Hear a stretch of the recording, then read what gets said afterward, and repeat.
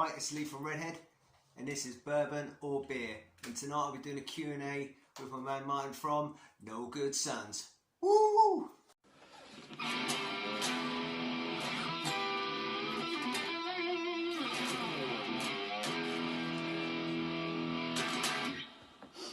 Hello boys and girls, and welcome to episode 3. Today you've got the guitarists. I'm Martin from No Good Sons, and we've also got Lee from Redhead. See you on the other side.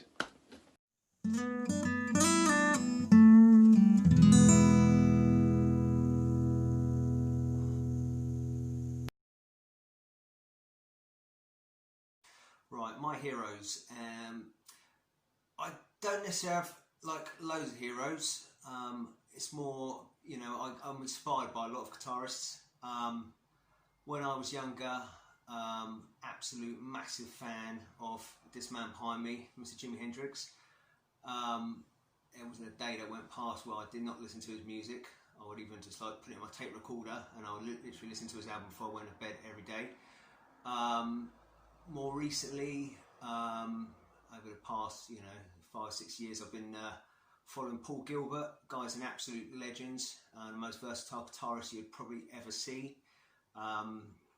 Especially, if you go back to the early stages of Racer X, then obviously went on to Mr. Big. Yeah, absolutely phenomenal. And another guy is Randy Rhoads. He is another phenomenal guitarist. Obviously, he was in Quiet Riot and Ozzy Osbourne. Sadly, he passed away. So I would say, to this day, it's going to have to be Paul Gilbert. He is an absolutely phenomenal guitarist. You should check him out.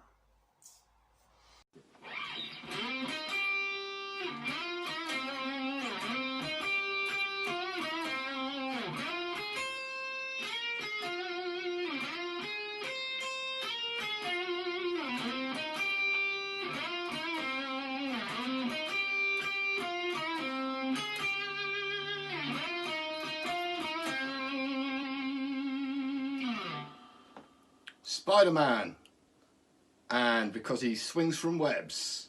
What a guy.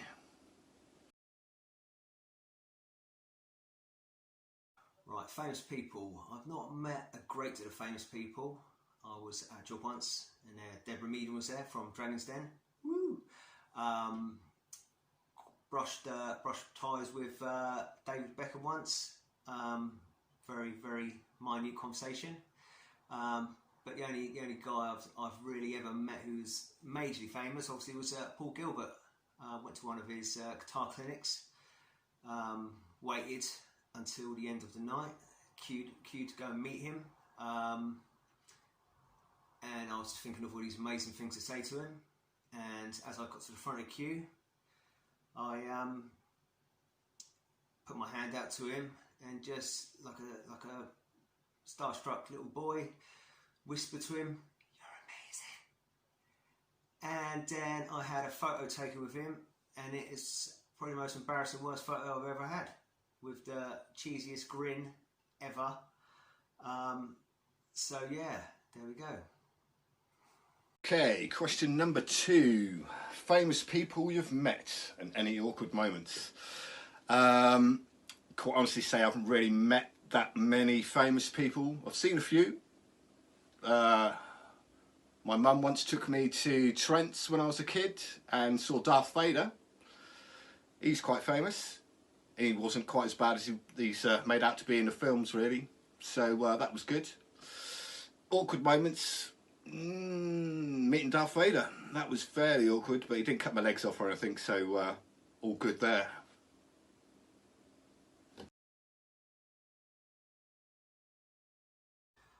Right, inspiration behind my instrument. When you're at school, you start off with the old recorder, and obviously don't want to do that. My granddad was in a Basingstoke orchestra, so I started taking violin lessons, done that for a year or so.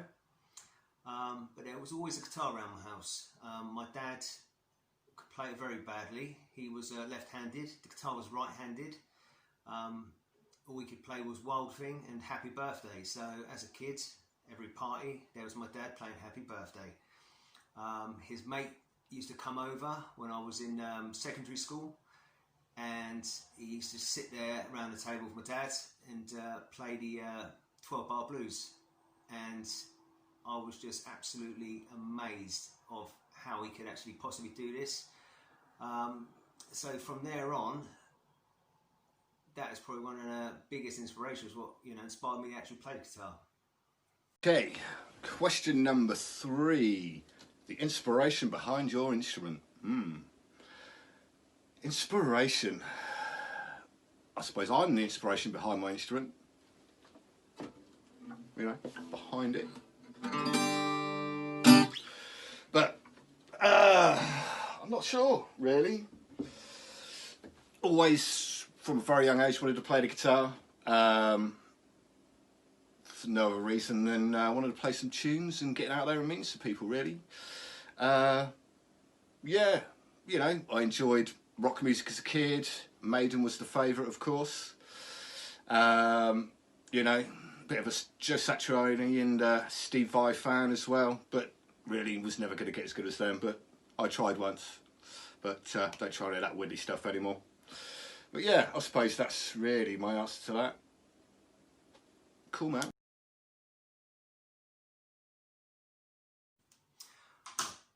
Right, I think the best part of being in a band is, I think one of the things is when you have an amazing gig. Everything falls into place. Everyone plays absolutely spot on. It's such an electrifying feeling, If you've got a decent crowd and you're feeling at ease and everything's going nice and smoothly, it's probably one of the best experiences for me. One of the worst things about being in a band is getting to a gig, being a designated driver 6 or 7 hours early before the gig even starts.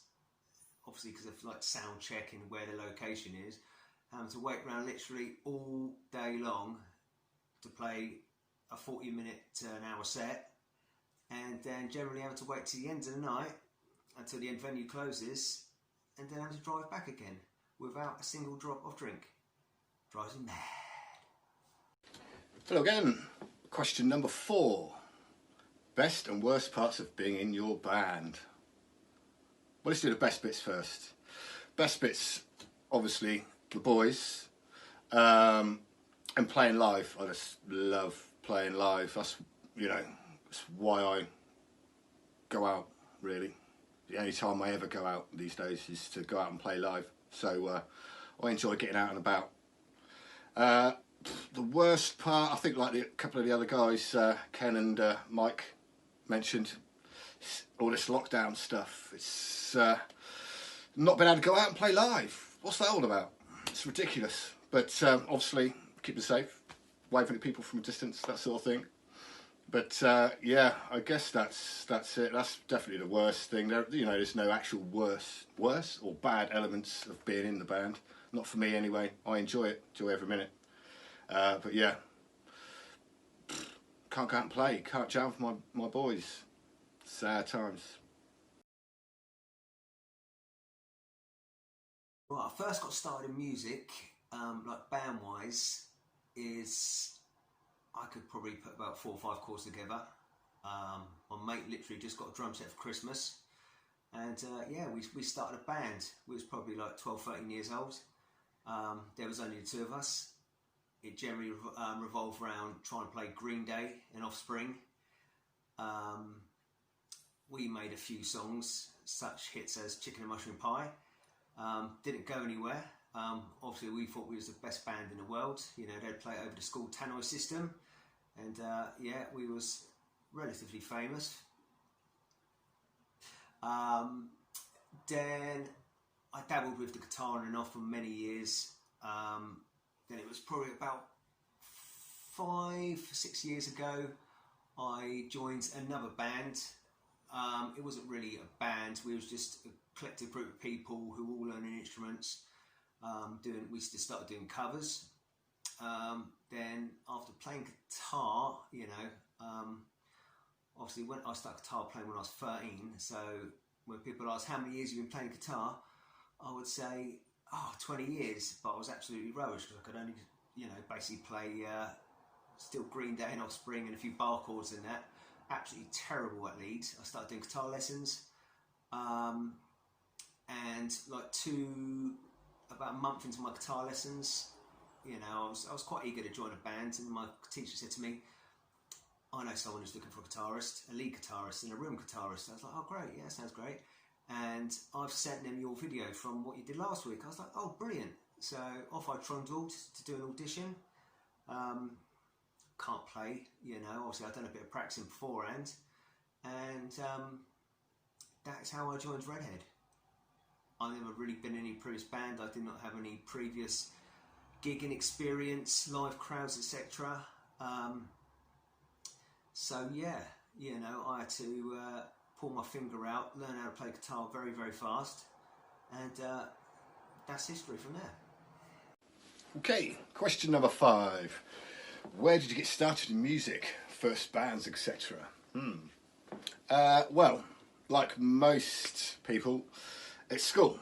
Doesn't happen so much anymore, but it was it trumpet, I think. Yeah, played a bit of trumpet at school. Then joined a marching band, played a bit of bugle and side drum. You might have seen me back in the 80s wandering around the streets of Newbury with a bunch of, where was it? Boys Brigade, I think it was. Marching up and down the streets, playing the side drum. So that was my first gig, side drum in the high street. In regards to guitar music, contemporary music, I think I was 14 when I got my first guitar. Bought it off a kid at school from pocket money, so parents wouldn't buy me one. Sad times. But I think after 6 months of playing that, I got an electric guitar, and within a month of that time I was in a band and actually played my first gig over a local coffee shop in town. And it worked. Pulled the fittest girl in the room, which doesn't happen anymore. Just look at the face. But yeah, it's the roots. That's where I first started out.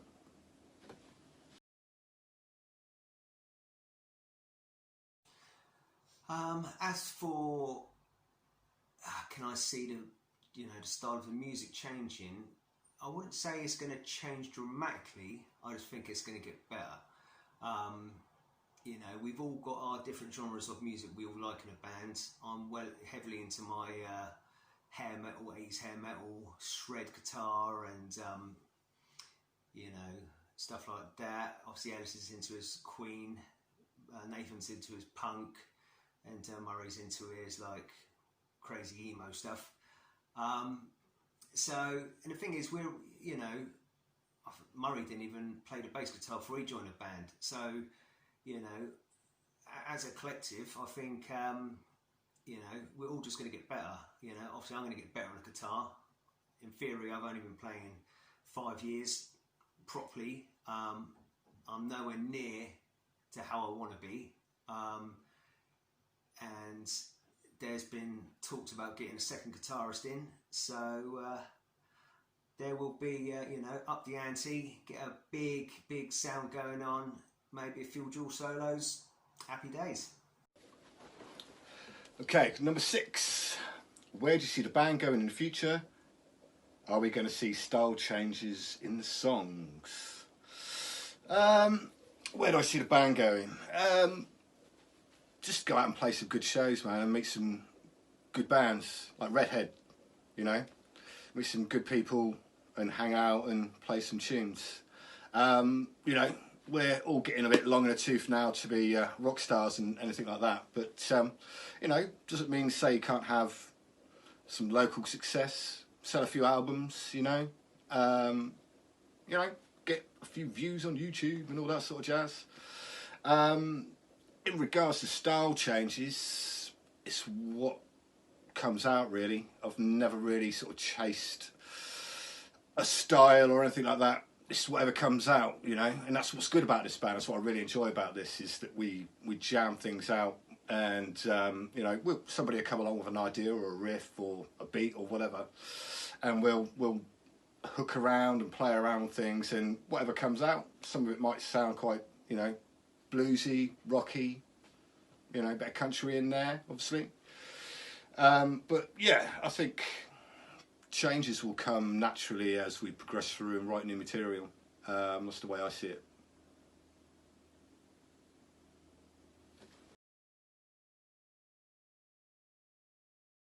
I think highlights of the band,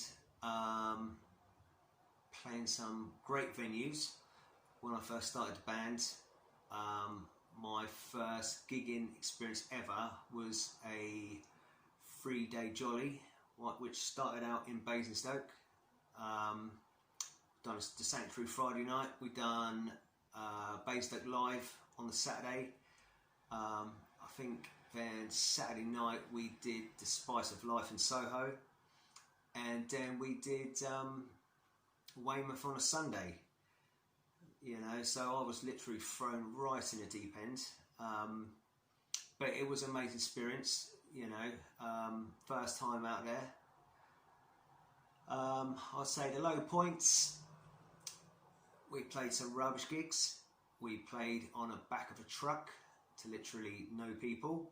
It was raining. Our partners who came with us even disappeared, and we ended up doing a good half an hour set to nothing. So, but you've got to take it as it comes. That's rock and roll. Where are we? Number seven. What's been the highlights and low points of being in the band? Well, I guess that's kind of similar to a previous question. Highlights, probably some of the good shows that we've played. The Big Red, the first London show we did, where we got the bus in, and yeah, that was a good crack. And that's when I'd been in the band a little while, but hadn't really. That was my sort of initiation more than anything else. You know, proper decent show. It was good. Obviously, playing with the Choir Boys. That's it, the Choir Boys. Yeah, that was a good one. You know, what was that? Sub 89 in Reading. That was a goodie. Low points, again, it's got to be all this not being able to play at the moment, you know. Low points in relation to the band, not anything really for me. You know, we're a band, we're like a family, so it's one of those things you bicker and argue from time to time, toys get thrown out the pram, but you know, like any family, you forgive and forget. So it's all good, really. Yeah, so no real low points. Those ones, maybe.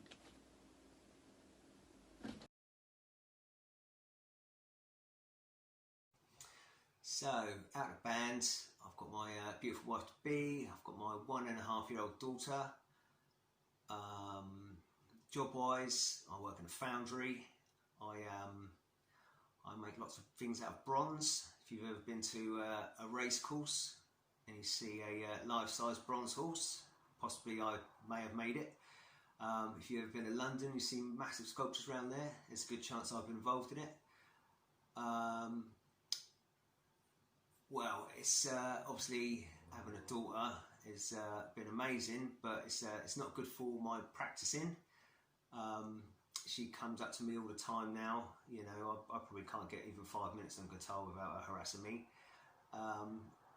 But I've learned to deal with it by learning nursery rhymes. So every time she comes up to me, starts giving it that means play, I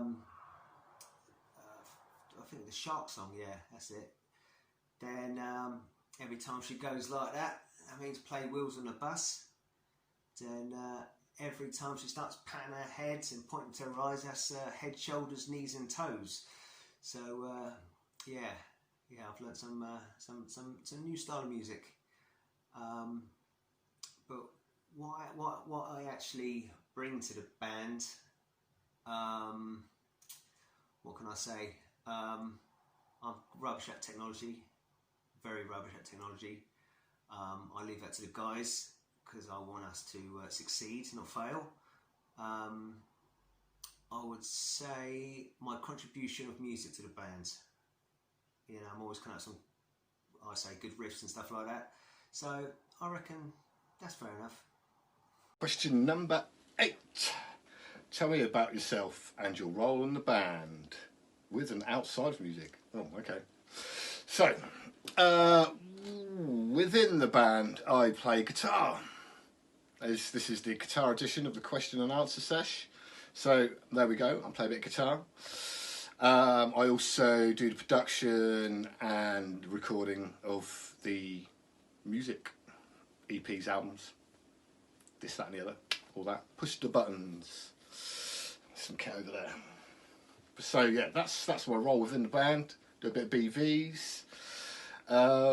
Yeah, that's my role in the band. Outside of the band, I'm a music teacher. I teach guitar at the privately and at the local academy at Hogan Music. I also run the recording studio over there as well. So you have some, you know, you get to see all the talent of Newbury and surrounding areas coming in and recording their stuff. We've got some good players around this area. It's good. It's good. So yeah, that's it, I guess, on that side of things. You might say I wear many hats.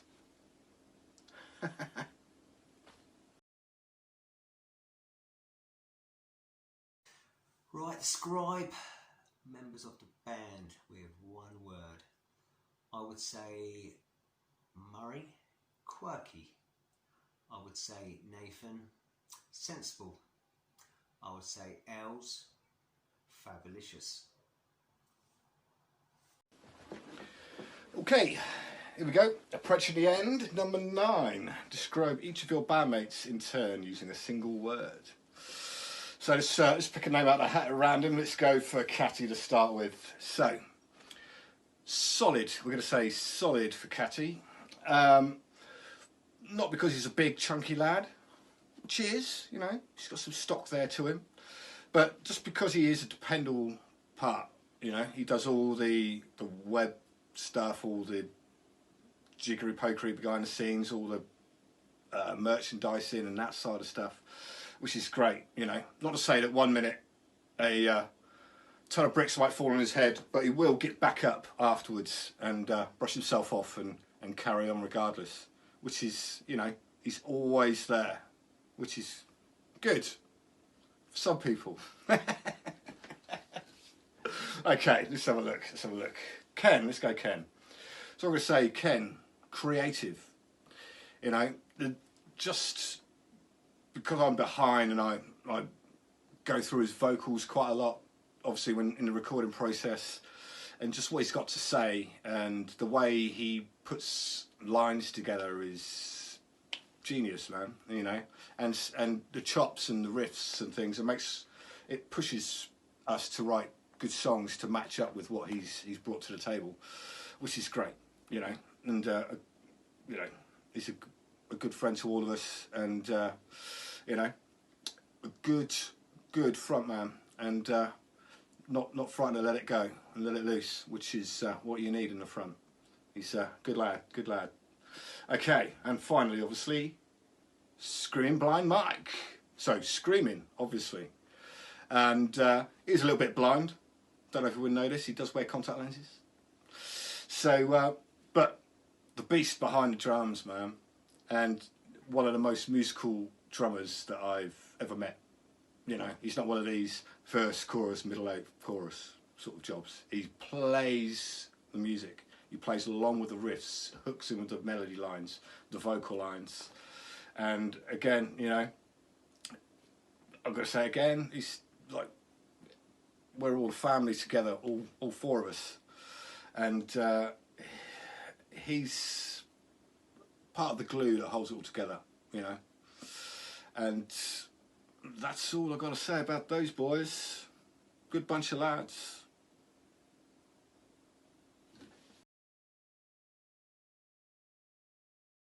Right, so the big question, bourbon or beer? When it comes to spirits, I have no pleasure drinking them in the slightest. My partner is Polish. I've been to Poland many a times, and I thought I could stand with the guys and the girls there. And I've drunk vodka lots of it. First time I actually met my partner's friends, I was drinking vodka around their house, and out of nowhere I started to violently puke all against their bossed brick wall inside their sitting room, followed by all the way through their hallway until I actually made it to the toilet. By then I was all puked out, and then joined their friends again whilst they was in shock, really bad shock.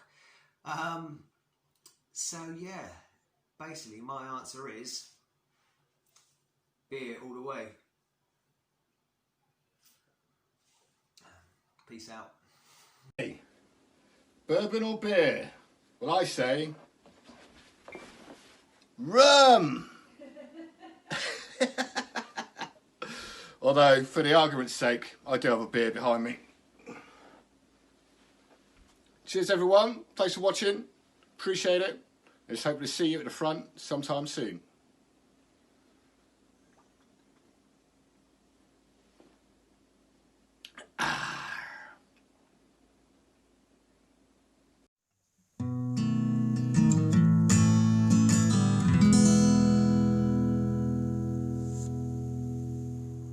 And episode 4, which will be next Friday, we have got the Catalicious Cat from No Good Sons, and we have the wonderful, marvellous Murray from Redhead. Tune in next week as well.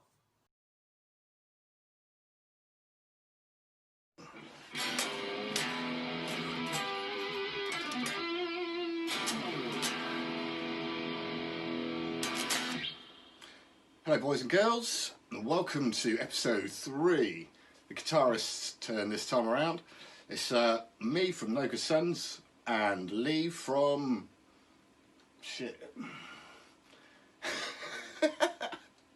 Redhead. Yeah, that's brilliant.